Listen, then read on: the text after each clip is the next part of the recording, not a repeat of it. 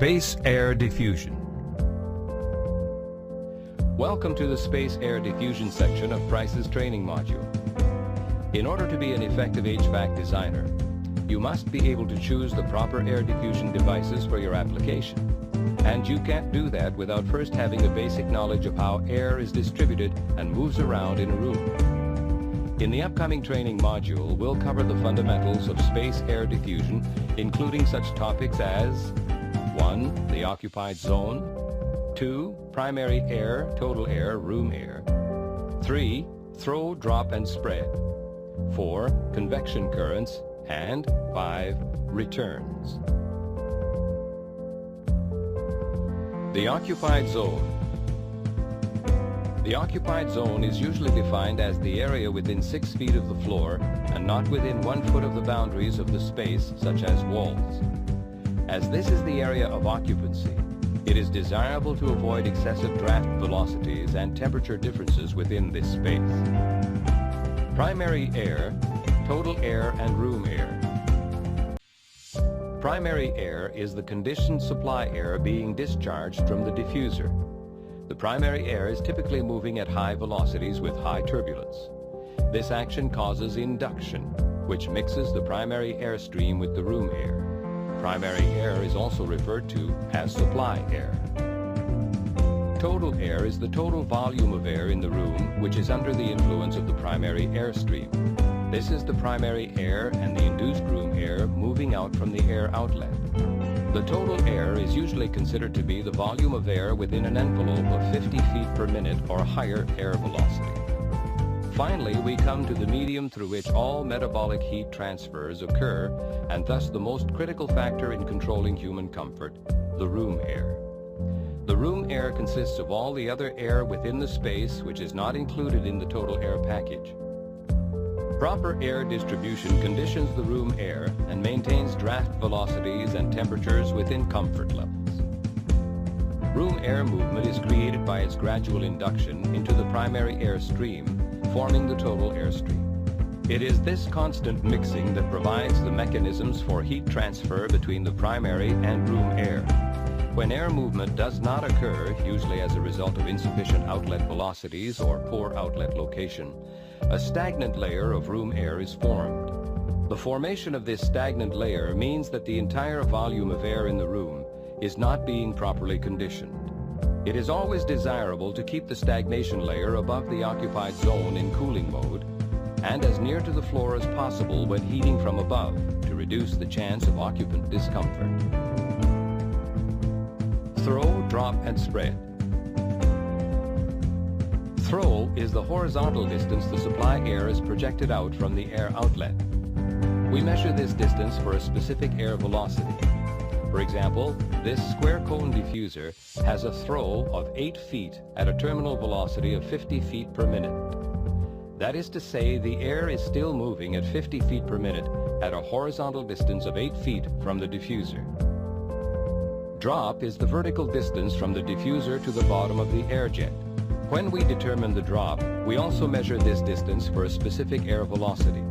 For example, the drop of this SCD is 1 foot at a terminal velocity of 50 feet per minute. This means that if we measure the air velocity at a point 1 foot below the diffuser, we will find that it's moving at 50 feet per minute. The temperature of the supply air affects both the throw and drop. Cool air is more dense and tends to fall away from the ceiling, which results in shorter throw distances and greater drop. Warm air is less dense and tends to rise toward the ceiling, which results in longer throw distances and less drop. The spread of an outlet is defined as the divergence of the airstream in a horizontal or vertical plane and is a function of the outlet geometry. The spread has an effect on both the throw and drop. As the spread increases, both drop and throw decrease, and conversely, as the spread decreases, both drop and throw increase. Surface effect. When the primary air is discharged from the air outlet at high velocities, it creates a negative or low pressure zone to form between the air jet and the ceiling. This low pressure area causes the moving air mass to cling to and flow close to the ceiling surface and is called the Coanda effect or surface effect. This effect has a strong influence on the throw and drop distances of the diffuser. Good air distribution design makes use of room surfaces to help keep the supply air outside the occupied zone. Price diffusers are designed to take advantage of the Coanda effect by producing it within the diffuser, helping discharge the air in the proper direction. Temperature, spread, and surface effects are just a few of the factors that affect throw and drop. For more details on these and other factors which affect the performance characteristics of diffusers, refer to the Air Outlet Selection section of the Price Training module. Convection currents. If the room has a wall exposed to the outdoors, there's a chance that you will get convection currents forming along the interior wall. If the exterior is warmer than the interior, a poorly insulated exterior wall might transmit heat to the air in the vicinity, causing it to rise. Conversely, if the exterior is cold, air in the vicinity of the exterior wall will have a tendency to fall as it is cooled. If the convection currents are rising, they can cause the total air stream to separate from the ceiling sooner than expected, which may result in drafts in the occupied zone. When the convection currents are falling down the wall, they can actually combine with the total airstream and give longer than expected throws with drafts in the occupied zone along the floor.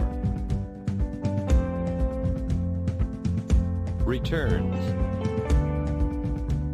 The return air inlet has very little effect on room air diffusion regardless of inlet type or location. However, return air inlets should be located a sufficient distance from the supply outlet so that short-circuiting of supply air does not occur. It may also be desirable to locate the returns in the stagnant zone to remove unwanted warm or cool air. For cooling, a high sidewall or ceiling return will remove warm air from the space. Conclusion.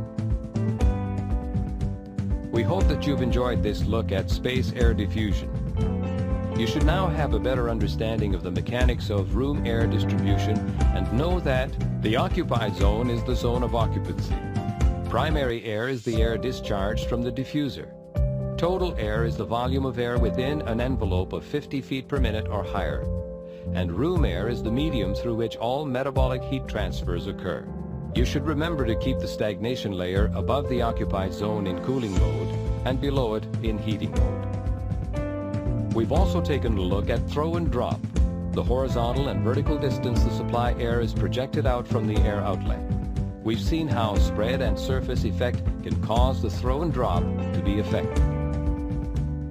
We've touched on convection currents and how a warmer exterior can cause unexpected drafts in the occupied zone and how a cooler exterior can cause drafts along the floor. Finally, we discussed how returns should be located in stagnant zones and a considerable distance away from the supply outlet to avoid short-circuiting and to promote an effective removal of unwanted air.